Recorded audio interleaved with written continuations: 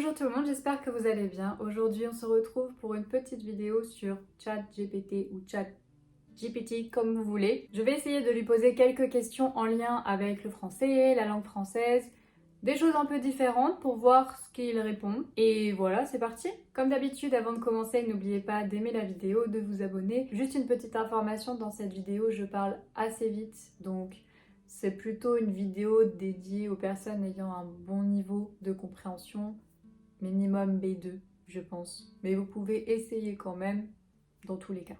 Et retrouvez-moi aussi sur Instagram et TikTok. On commence. On va lui demander pour commencer, donne-moi la première étape pour apprendre le français langue étrangère. La première étape pour apprendre le français langue étrangère est de se familiariser avec les bases de la langue. Voici quelques suggestions pour commencer. Apprenez l'alphabet et la prononciation, familiarisez-vous avec les lettres de l'alphabet français et apprenez comment elles se prononcent. Oui, c'est pas bête. Cela vous aidera à lire et à prononcer les mots correctement. Effectivement, on n'en parle pas assez, mais c'est vrai qu'apprendre l'alphabet, même pour épeler votre nom, votre prénom, c'est super important, bien vu. Apprenez les salutations et les formules de politesse, la base. Commencez par apprendre les salutations courantes comme bonjour, au revoir, s'il vous plaît et merci. Cela vous permettra de vous présenter et d'interagir de manière basique en français. Ok ? Utilisez des ressources en ligne. Il existe de nombreuses ressources en ligne gratuites pour apprendre le français. Par exemple, vous voyez. Des applications mobiles, des sites web spécialisés, utilisez-les pour étudier la grammaire de base, le vocabulaire et les phrases courantes. La compréhension orale, très importante, la compréhension orale. Écoutez des enregistrements audio ou regardez des vidéos en français pour vous habituer au son de la langue et à la manière dont les mots sont prononcés. J'ajouterais que au début, bien sûr, il est important de travailler avec des dialogues qui sont peut-être fabriqués, mais si vous avez un niveau un peu plus élevé, les documents authentiques, les podcasts, les infos, ce que vous voulez, quelque chose qui n'est pas forcément utilisé pour enseigner le français. Commencez à construire votre vocabulaire. Apprenez les mots les plus couramment utilisés dans la vie quotidienne, tels que les objets, les couleurs, les nombres, les membres de la famille, etc. Utilisez des listes de vocabulaire ou des applications mobiles pour vous aider à mémoriser de nouveaux mots. Les listes, on est pour ou on est contre, ça dépend. Vous n'aimez pas trop le système de listes, j'en ai déjà parlé dans d'autres vidéos, mais je vous recommande d'utiliser un calendrier par exemple, ou quelque chose avec des dates. Comme ça, chaque jour, vous pouvez ajouter un nouveau mot, 2 nouveaux mots, 3 nouveaux mots, comme vous voulez. À la fin de la semaine, vous révisez tout ça, mettre en contexte les phrases, et à la fin du mois, vous pouvez revoir tout le vocabulaire. Pratiquer la production orale, ça c'est pas toujours facile, mais c'est important. Même si vous êtes débutant, ouais, vous pouvez faire des phrases dans votre tête, vous parler à vous-même, vous enregistrer. Je sais que c'est bizarre de s'enregistrer et de se regarder, mais si vous n'avez pas forcément de possibilité de parler en français ou de prendre des cours, les cours c'est toujours l'idéal bien sûr, vous pouvez vous parler tout seul. On s'habitue. Je dis pas ça parce que j'ai essayé. Lisez des textes simples. Commencez par des textes adaptés à votre niveau de français, ouais, comme des histoires courtes ou des articles simples. La lecture vous aidera à améliorer votre vocabulaire, votre grammaire et votre compréhension écrite. Oui. Oui, je dirais même aussi vous pouvez lire à voix haute pour travailler la prononciation. Étudiez la grammaire de base, bien sûr. Familiarisez-vous avec les règles de base de la grammaire française, comme la conjugaison des verbes, les accords, des adjectifs, les pronoms, etc. La grammaire est un élément clé pour construire des phrases correctes en français. Bah oui. N'oubliez pas d'être régulier dans votre pratique et de faire preuve de patience. Ah, ça j'aime bien. C'est important d'être patient et de se dire que c'est pas grave si aujourd'hui c'est un mauvais jour. Faut dire ça dans la vie aussi. Apprendre une langue étrangère prend du temps et de la persévérance. Bonne chance dans votre apprentissage du français. Il finit sur une phrase de motivation. Ça c'est cool, hein, franchement. Quelles sont mes difficultés en français? On va voir s'il comprend si je dis pas fleu. Si je suis un apprenant hispanophone. Alors, en tant qu'apprenant hispanophone, vous pourriez rencontrer certaines difficultés spécifiques lors de l'apprentissage du français. Voici quelques-unes des difficultés courantes. La prononciation. Oui, ça c'est tout le monde, je pense, hein. Hispanophone ou non. La prononciation en français peut être assez différente de celle de l'espagnol. Il y a des sons spécifiques en français qui peuvent être difficiles à maîtriser, tels que le son R guttural ou les voyelles nasales. Bien vu, j'aurais dit la même chose. Il peut être utile de travailler votre prononciation en écoutant et en répétant des phrases, des mots et des sons en français. Bah ouais. Conjugaison verbale. La conjugaison des verbes en français peut être plus complexe que celle en espagnol. Le français a plusieurs temps verbaux et des formes verbales différentes pour chaque personne. Il est important de bien étudier les règles de conjugaison. Ok. Le genre et les accords, bien sûr. Ça, c'est quelque chose qui est difficile pour beaucoup, je pense. Surtout le genre des mots.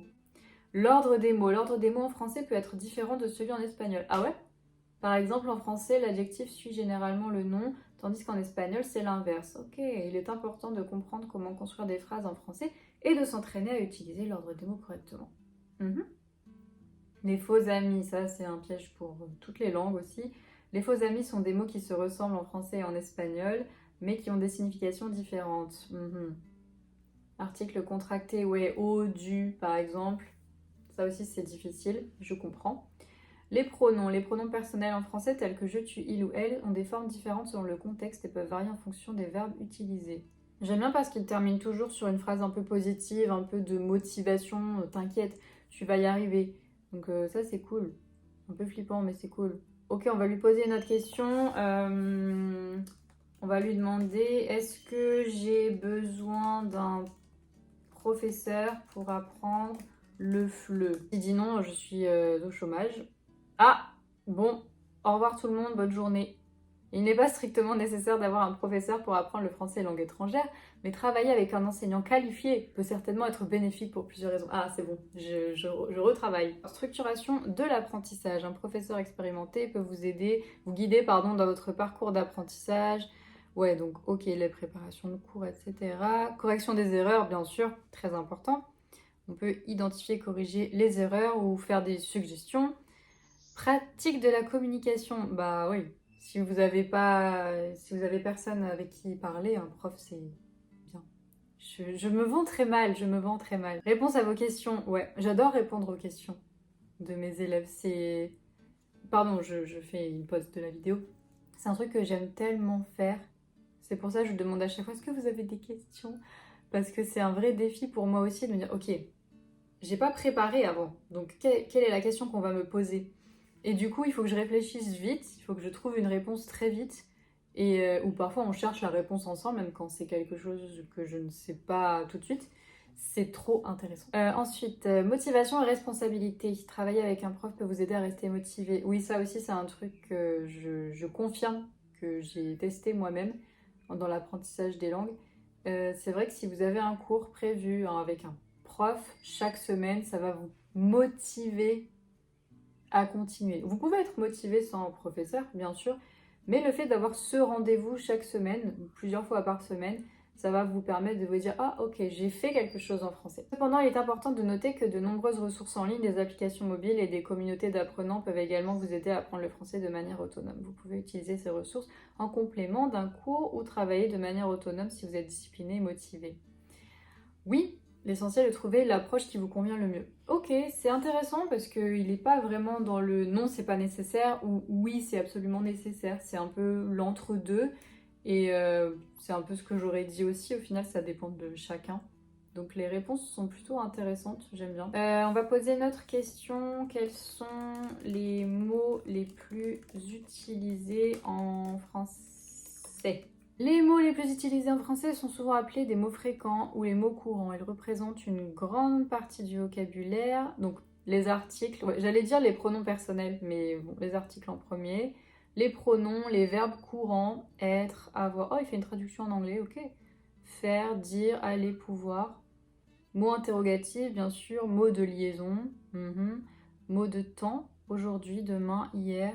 Les mots de lieu. Mots de famille. Mots de description, les mots numériques 1, 2, 3. Ces mots fréquents constituent une base importante pour construire des phrases et des expressions en français. Il est également essentiel d'apprendre davantage du vocabulaire, bien sûr. Vous voyez, il y a toujours cette... c'est ça, la réponse, mais c'est pas tout. Hein.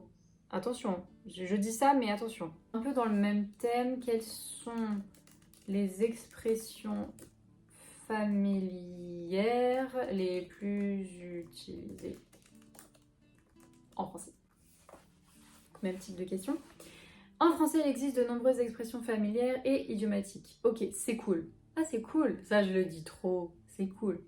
Ce film est vraiment cool. Ça roule. Ça roule. Ça roule. Ça, je le dis moins. Non, ça, je le dis pas trop. C'est pas grave. Ouais, toute la journée. Non, c'est pas grave. T'inquiète, c'est pas grave. Même si c'est grave, c'est pas grave. Ça marche, oui. Ça marche, c'est comme j'ai compris ou ok, d'accord, ça marche. Être dans la galère, ah, je suis dans la galère, ou je galère à faire quelque chose, j'ai des difficultés à faire quelque chose. Avoir la flemme, ça je le dis environ 20 fois par jour. Non, je rigole, plus. Être à l'ouest, je suis à l'ouest. Est-ce que je le dis beaucoup? Pas trop, je pense, mais ça veut dire être un peu perdu, un peu distrait. C'est du bidon. Ah, j'avais oublié cette expression, je l'utilise pas. Faire la grasse matinée, je le dis pas. Avoir le trac, je le dis pas non plus. Sont informels et ne conviennent pas à tous les contextes. Il est préférable de les utiliser avec des amis. On dirait moi. C'est flippant. On va lui poser une question qu'on me pose souvent en DM sur Insta. Comment je peux apprendre le français très rapidement? Je suis sûre qu'il va dire, vous pouvez faire comme ça, et à la fin, n'oubliez pas que l'apprentissage des langues prend du temps, soyez patient. Gardez la motivation. C'est un objectif ambitieux. Ah déjà, il te dit, oh, tu te calmes, ok, il a raison. Quelques conseils. Donc, immersion linguistique. C'est vrai que c'est le plus efficace et le plus rapide, je pense. Être dans le pays, vraiment. Les cours intensifs. Ok. Suivre des cours intensifs, vous pouvez les faire avec moi. Comme vous voulez. La pratique régulière. Des ressources adaptées. Ok, les applications. Varier les supports, varier le type de travail. Écouteurs natifs, faites des exercices de répétition, fixez-vous des objectifs réalistes, ça c'est important. C'est vrai que souvent on me dit ah mais moi je veux parler comme toi en français en un mois. Hein, si quelqu'un est débutant, bah alors je veux pas dire que c'est pas possible, mais c'est beaucoup de travail et parfois c'est pas possible vraiment. Donc il faut du temps. Immergez-vous dans la culture française. Oui, parce que apprendre une langue, c'est pas seulement travailler la grammaire ou le vocabulaire, c'est aussi vous pouvez écouter de la musique, vous pouvez regarder des youtubeurs, vous pouvez regarder des films. C'est tout, c'est un ensemble. Voilà, je savais, n'oubliez pas que l'apprentissage d'une langue nécessite du temps, de la pratique et de la persévérance. Je savais qu'il allait dire ça. Même en suivant ces conseils, il est important de rester réaliste et de vous concentrer sur une progression régulière plutôt que sur une rapidité excessive. Je suis d'accord. Ok, on va faire un peu sur les Français. Est-ce que les Français sont gentils? J'ai peur. Oui, bien sûr. Ah, il bug.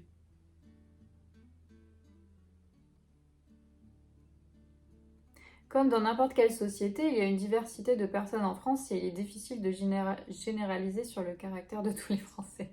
Bah oui. Cependant, il est courant de rencontrer des personnes sympathiques, amicales et accueillantes en France. Ah, il est français, c'est pour ça. Je rigole. Les Français peuvent être chaleureux et prêts à aider les visiteurs étrangers. L'âge, l'éducation... Ouais, ça dépend du caractère de chacun, on est d'accord. Il est recommandé de faire preuve de respect, bien sûr. La gentillesse est subjective, j'adore. Il est gentil, quoi, mais ça dépend des gens. On va faire la même chose pour les Parisiens. Est-ce que les Parisiens sont gentils?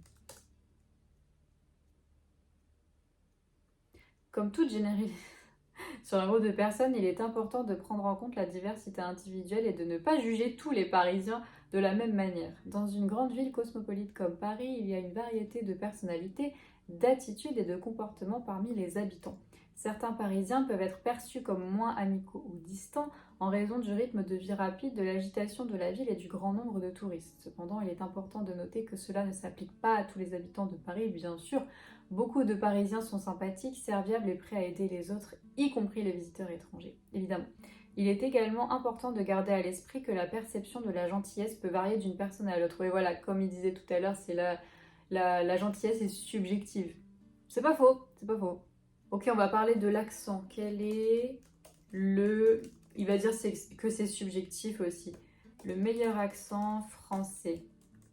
J'aurais dû dire francophone peut-être. Bon, c'est pas grave. Il n'y a pas de meilleur accent français, car la diversité des accents fait partie de la richesse de la langue française. Alors voilà, ça c'est intéressant parce que les profs là, ou les gens qui m'ont déjà dit que j'avais une prononciation qui n'était pas le parfait accent français, ChatGPT il a dit que j'ai raison. Ok? C'est bon? C'est bon pour vous? Donc il n'y a pas de meilleur accent, je suis d'accord. L'accent considéré comme standard ou neutre en français est souvent associé à l'accent de la région parisienne. Français standard, cet accent est généralement enseigné dans les écoles de langue et les cours de français à l'étranger. Il faut valoriser et reconnaître la variété des accents français. Oui, absolument. Ah, trop bien, j'ai pas mis francophone, mais il parle du Québec, la Belgique, la Suisse, nickel. L'Afrique francophone, super. C'est l'idée que je voulais, qu'il n'y a pas que en France, bien sûr, il y a des pays francophones. L'accent que vous préférez ou trouvez le plus agréable à écouter peut dépendre de vos goûts personnels. Ah mais on est d'accord, hein, on est d'accord. Et on va être plus spécifique encore. Comment est l'accent français de Clermont-Ferrand? Il va bugger, il va dire je sais pas. Ah non. L'accent français de Clermont, une ville située dans la région Auvergne-Rhône-Alpes en France, présente certaines particularités régionales. Il appartient à la famille des accents dits du centre ou auvergnat. L'accent de Clermont-Ferrand et de sa région se caractérise par quelques traits distinctifs. Voyelles nasalisées, comme dans de nombreuses régions, les voyelles nasales telles que le an et le an aussi sont prononcées plus distinctement qu'en français standard. Je vois ce qu'il veut dire. Je sais pas faire cet accent. J'ai l'impression, je sais pas, peut-être que je me trompe, mais j'ai l'impression que c'est plus peut-être dans le sud de Clermont, ou un peu les villes en dessous de Clermont. Il y a une prononciation de certaines voyelles nasales. Par exemple, moi je vais dire le gouvernement, mais quelqu'un va dire le gouvernement. Un peu. Je sais pas le faire, je sais pas le faire, je suis désolée. Mais c'est un peu peut-être marqué différemment. Mais je pense que ça dépend où et ça dépend qui à Clermont. Palatalisation des consonnes. Certains sons consonantiques peuvent être légèrement palatalisés, notamment le ch qui peut sonner plus doux, comme dans le mot chat. Chat, chat, le chat, le chat, le chat, le chat. On fait ça, non? Diphtongaison. Dans certains cas, il peut y avoir une tendance à diphtonguer les voyelles, c'est-à-dire à produire un son de voyelle plus complexe en combinant deux sons. Par exemple, le mot toi pourrait être prononcé avec une diphtongue. Je viens de le faire. Toi, toi. Ça va et toi, toi, toi. Ouais, ça dépend ça aussi. Toi, toi, toi. Toi, toi. R rétroflexe. L'accent de Clermont-Ferrand peut inclure un R rétroflexe. J'ai jamais entendu rétroflexe, c'est-à-dire que la langue est légèrement reculée lors de la prononciation du R. Cela peut donner une sonorité légèrement différente à certains mots.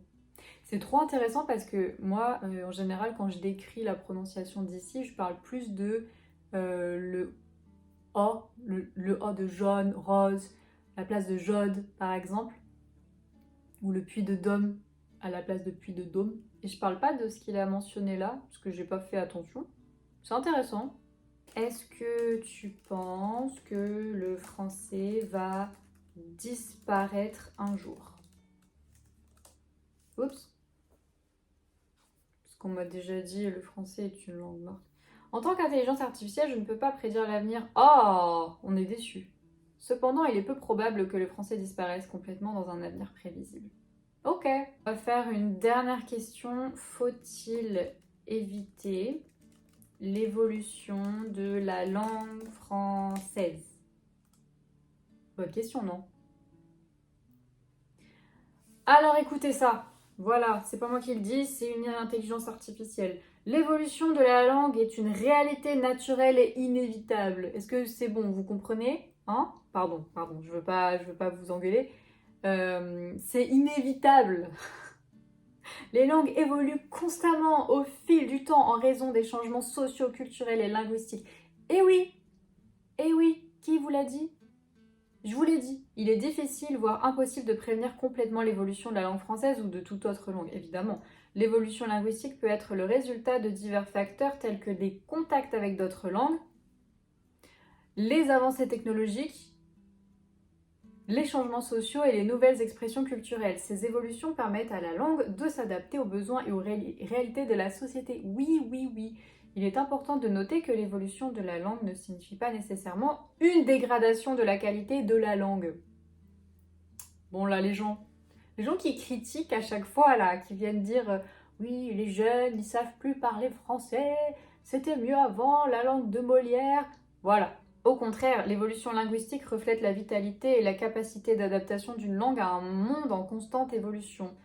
Voilà.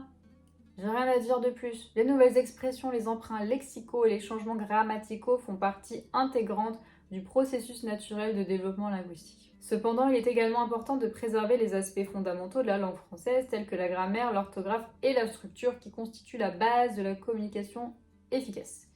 La promotion de l'éducation linguistique, l'encouragement de la lecture et de l'écriture de qualité, ainsi que le respect des normes linguistiques établies contribuent à maintenir la clarté et la cohésion de la langue française. Ok. Ça dépend ce qu'on veut dire dans l'écriture, la lecture et l'écriture de qualité. Qu'est-ce que tu veux dire exactement? Je ne sais pas. En fin de compte, il s'agit d'un équilibre entre l'acceptation de l'évolution naturelle de la langue et la préservation des éléments essentiels qui font de la langue française ce qu'elle est. Vraiment, je trouve que c'est intéressant tout ça, parce qu'à chaque fois, il n'est pas l'intelligence, elle, pardon, n'est pas dans la réponse, c'est ça.